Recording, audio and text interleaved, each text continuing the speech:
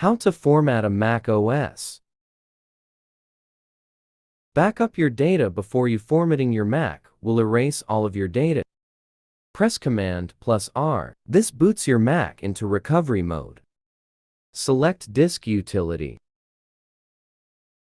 Click Continue. Click the View menu.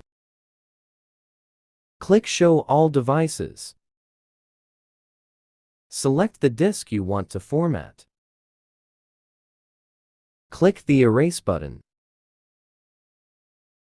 Select your formatting details.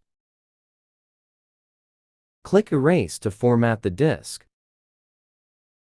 Close Disk Utility. Formatting your computer means erasing all the data on the hard drives and then reinstalling macOS for a fresh start.